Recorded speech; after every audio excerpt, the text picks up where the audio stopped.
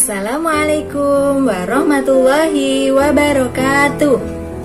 Bagaimana kabarnya solih-solihah? Alhamdulillah, hari ini kita dipertemukan kembali dengan Ibu Haya dalam pembelajaran tematik tema 2, subtema 3, pembelajaran 1, 2, dan 3. Sudah siap ya? Baik, sebelum kita mulai, kita bersama-sama membaca basmalah dulu ya. Bismillahirrahmanirrahim.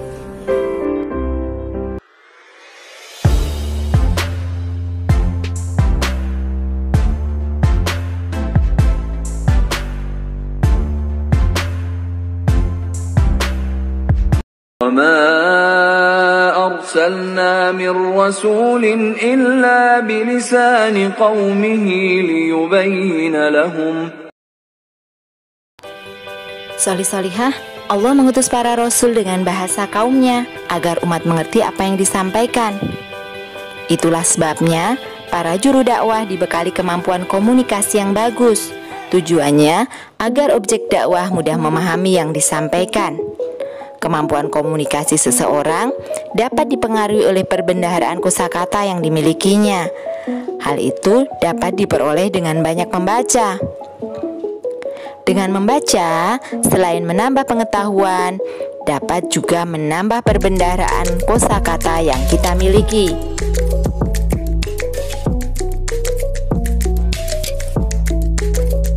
Dengan membaca dan mencermati isi bacaan dengan seksama, kita dapat menemukan informasi dari teks bacaan.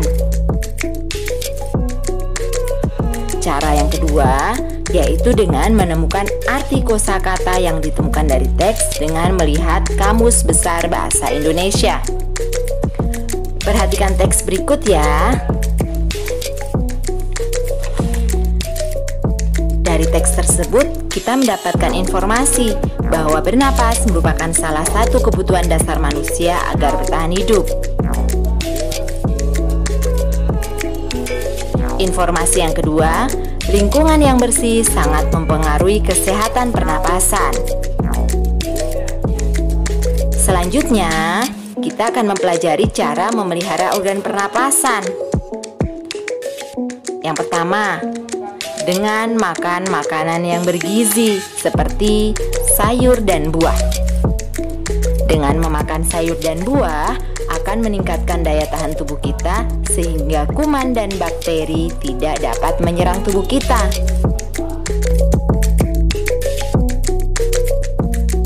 Yang kedua, dengan berolahraga secara teratur.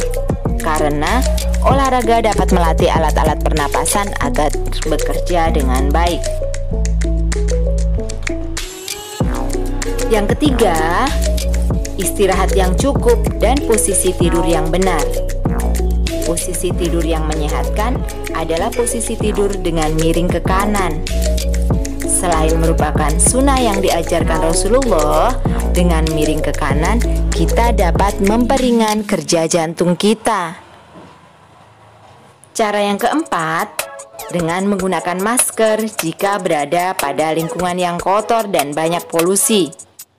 Apalagi saat ini kita tahu bahwa COVID-19 dapat mudah menyebar. Oleh sebab itu, kita harus senantiasa menjaga kesehatan tubuh kita dari COVID-19, salah satunya dengan menggunakan masker. Cara yang kelima adalah membersihkan rongga hidung secara teratur. Rongga hidung memiliki bulu-bulu halus yang berfungsi menyaring kotoran yang masuk ketika bernapas. Ketika kita berwudu, kita sudah membersihkan rongga hidung kita dari kuman dan bakteri. Cara yang keenam adalah dengan memeriksakan kesehatan pernapasan ke dokter secara teratur, terutama jika mengalami gangguan pernapasan seperti sesak napas.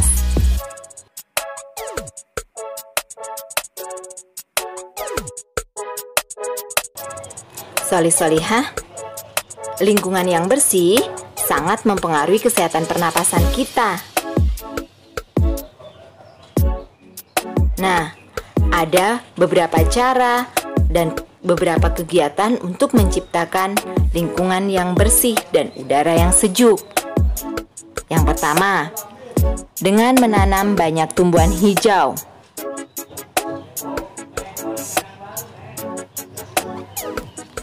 Dengan menanam banyaknya tumbuhan hijau akan membuat oksigen semakin banyak. Yang kedua, dengan membuat ventilasi dalam jumlah yang cukup supaya cahaya matahari dapat masuk ke dalam rumah dan menjaga sirkulasi udara. Cahaya matahari dapat membunuh virus bakteri patogen yang dapat mengganggu organ pernapasan. Dan sirkulasi udara yang baik menjadikan udara segar dan layak dihirup oleh paru-paru kita. Kegiatan yang ketiga yaitu dengan menjaga kebersihan lingkungan, baik di rumah maupun di sekolah. Selain membuat lingkungan menjadi bersih, menjaga kebersihan juga merupakan tanggung jawab kita terhadap lingkungan. Nah, selanjutnya kita akan mempelajari tentang tanggung jawab terhadap lingkungan. Ada apa saja sih? 1. Dengan menjaga kebersihan lingkungan. Yang kedua, dengan menjaga ketertiban lingkungan. Yang ketiga, dengan menjaga kenyamanan lingkungan. Yang keempat, dengan menjaga kerukunan lingkungan.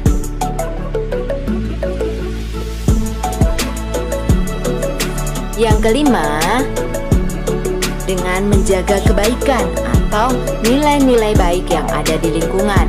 Misal, saling bertegur sapa dengan tetangga, saling menghargai antar tetangga. Nah, selanjutnya kita akan mempelajari tentang menghargai usaha ekonomi orang lain. Solih-solihah bisa mengamati nasi yang kalian makan. Bagaimana berlangsungnya proses pembuatan nasi? Proses menghasilkan makanan membutuhkan waktu yang lama. Untuk menghasilkan nasi, petani sebagai produsen membutuhkan bahan baku berupa bibit dan pupuk.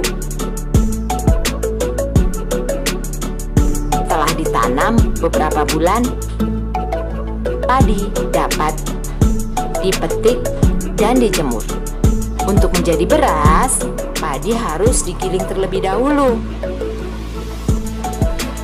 Untuk sampai di rumah kita, harus melewati pasar dan penjual. Begitu panjang proses pembuatan nasi. Oleh sebab itu, kita harus menghargai kegiatan usaha ekonomi orang lain. Setiap orang melakukan kegiatan ekonomi untuk memenuhi kebutuhan hidupnya. Ada banyak pekerjaan atau usaha yang dapat dilakukan untuk memenuhi kebutuhan hidup. Tentu saja usaha yang halal ya. Oleh sebab itu, kita harus menghargai pekerjaan orang lain. Sikap menghargai kegiatan ekonomi atau usaha orang lain dapat kita lakukan dengan 1. Menjaga, saling menghormati, dan saling menghargai antar pemilik usaha. 2. Memberikan upah sesuai dengan pekerjaan yang dilakukan. 3. Memberikan kesempatan kepada orang lain untuk melakukan kegiatan usaha. 4. Memuji hasil usaha orang lain.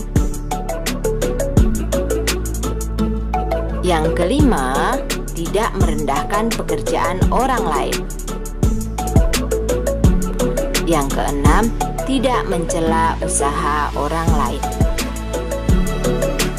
Solih-solihah pernah membaca komik ya?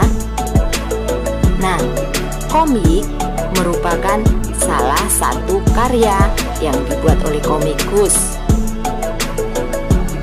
kita juga harus menghargai dan memuji hasil karya komikus ya. Karena untuk membuat komik ada banyak unsur yang perlu diperhatikan. Yang pertama, kotak yang berisi ilustrasi dari teks. 2. Narasi yang berisi tentang keterangan cerita terkait dengan latar tempat, waktu, dan situasi. 3. Parit, yakni ruang yang berada di antara kotak. Yang keempat, balon kata yang berisi dialog atau percakapan. Dan yang kelima, ilustrasi, yaitu gambar yang digunakan untuk menjelaskan cerita.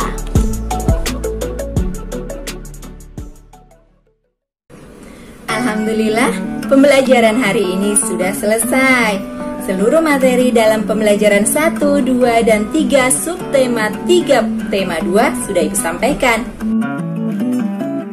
Mari kita tutup pembelajaran hari ini dengan bersama-sama membaca hamdalah. Alhamdulillahirabbil alamin. Doa penutup majelis.